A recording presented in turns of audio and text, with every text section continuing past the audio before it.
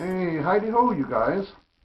Listen, I wound up with some fishing worms that we were going to put in the garden, and it turned out they were European night crawlers, which they're not really the best garden worms because in the wintertime they don't tunnel down as well below the frost line as regular night crawlers that you might have out in your yard. So I thought it was a good time to get some vermicomposting going, some worm farming, and we'll try it.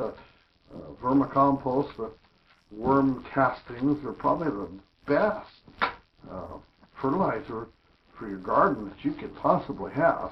So I'm going to try a system kind of put together by my buddy Larry Hall up in Brainerd, Minnesota. I'll post a link to his channel down below. And he uses just one bucket, but he likes to put a hole in the top of the lid. I'll show you how I did that in a minute.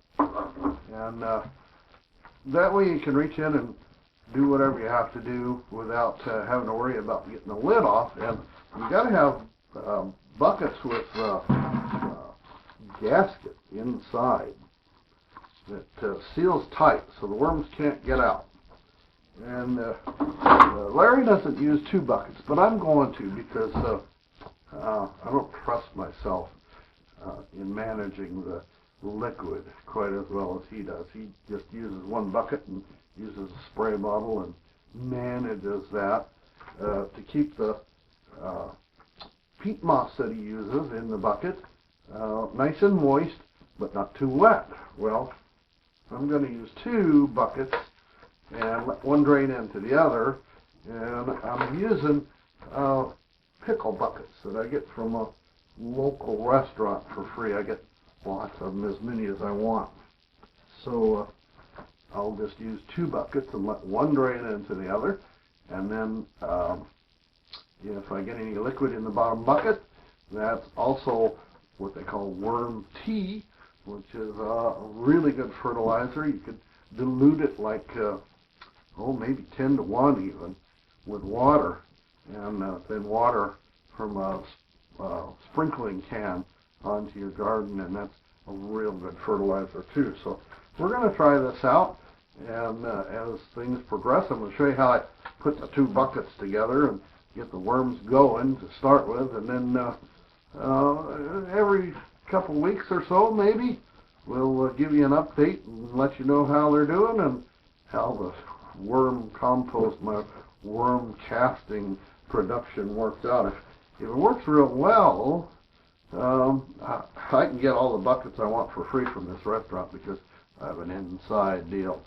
So I can probably get a whole bunch of them going if the worms procreate enough, and I can spread them around.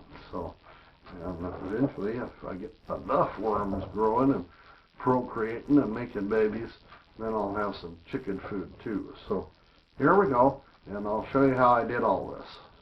So I'm just going to use some peat moss for bedding for my little worm buddies, and it had some sticks and stuff in it. So I've got a screen that I used to screen out some compost, and I used it to get, well, it got most of the sticks and everything. My little sifter's just a few boards screwed together, and I've got some hardware cloth stapled on the bottom of it, and it's 1/2-inch holes in the hardware cloth.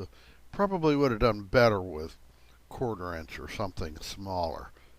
Now, peat moss is pretty acidic, and I wanted to neutralize the pH a little bit by throwing a handful of garden lime into the peat moss mixture, and I couldn't find any near where I live, but I finally came up with some at the local farm store. But it was pelleted, meaning it had a coating of clay on the little bits of lime.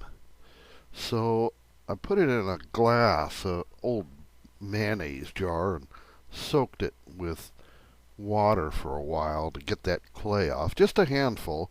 That should be enough to equalize the pH. After I poured my lime mixture into the peat moss, I gave everything a good soaking with my kitchen sink sprayer. I like to make messes for the missus to be mad about. You got to be careful sometimes, though, because peat moss can sometimes float. Okay, so I'm down here in my workshop. I'm going to cut a hole in the top of this bucket. And there's a little nub right there. Can you see that? I don't know if you can on the camera. Yeah, you can see that. And it's about 2¼ inches from the edge.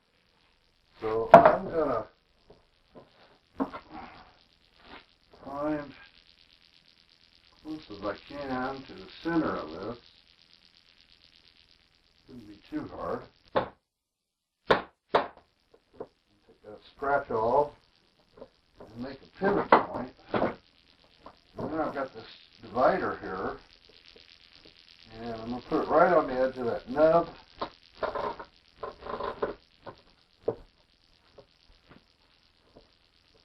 Lock it down.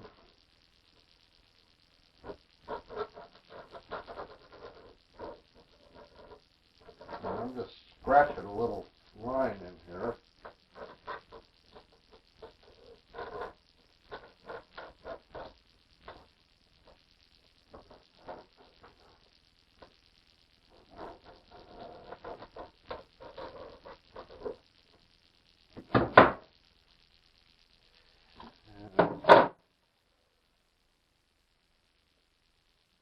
I'll highlight that with Sharpies for you. I can see it, but you won't be able to on camera.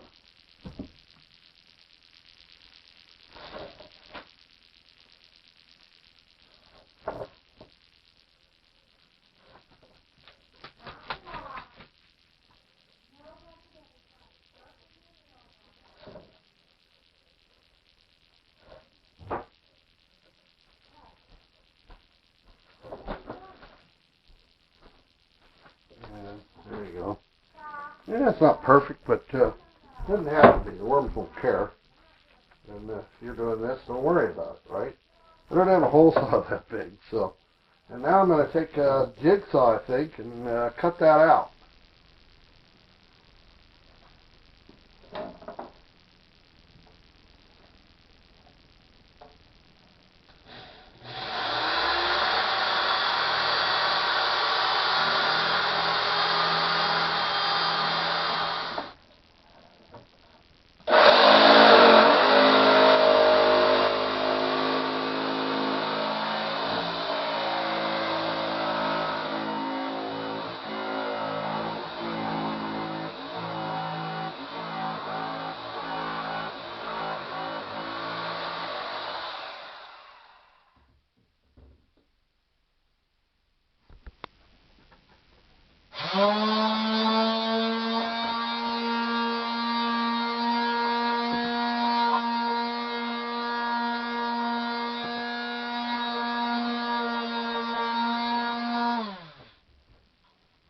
So when the little wormies crawl up the side of the bucket and try to climb out, because they try to escape, they're up against this slick surface here, and then they got to make a sharp curve to get out, and they can't do it, and they fall back in. And that's the whole premise of having this. And the hole is big enough that I can get my hand in, see how moist the peat moss and medium is, and put food in and stuff for them. So that's the idea.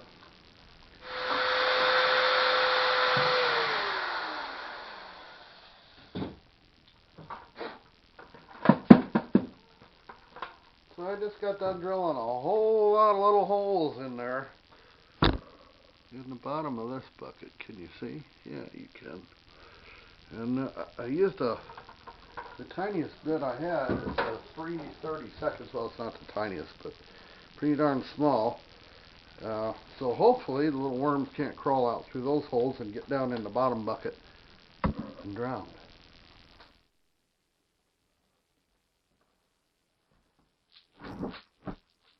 Okay. Well, I've been making all kinds of messes here in the kitchen. I got potting soil and planting tomatoes already. Don't pay any attention to the date on the video. It's a new camera, and I haven't figured out how to get the date off of it. So I got my bucket with all the holes in it. Put it down in another bucket. So I can drain if it needs to. I've got all my moistened peat moss here. The lime in it.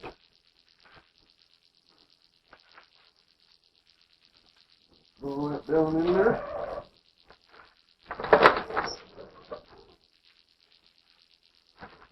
Now that it's dry, I'll mix in good. It's pretty nice. It's just about the right consistency. I think what you need to do is be able to have it where it will clump in a ball like that. And if you squeeze it, you only get a couple drops out. That's just about right. So hopefully they'll live, the little worm buddies will live happily ever after in here.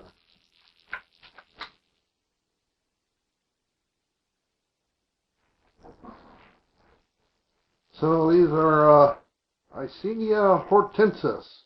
I looked it up. They're European night crawlers. And they've been in the fridge for a while. But they are still moving, so hopefully I didn't kill them with too much cold. And we'll put these buds in here. I've got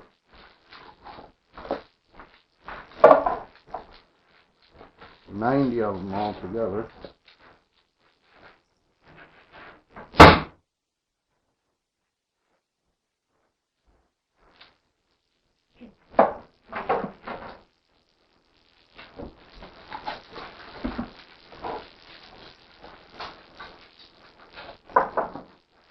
And we'll let them warm up and get active.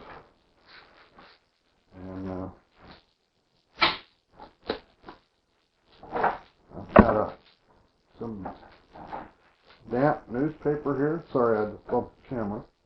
And we'll put that on here to keep things moist. And put the lid on nice and tight. There, I bumped the camera again. Sorry. And there we go. And I think I'll let them acclimate for a day or so before I feed them anything. And then I'm going to give them just a tiny little handful of moistened oatmeal to start with. And I'll give you guys some updates every couple of weeks. Let you know how my little worm buddies here are doing. And not moving much. Hopefully they'll be alright. And see how they do.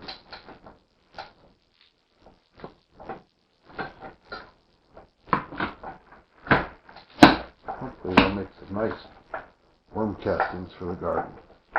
Okay, we'll get through this. See you next time.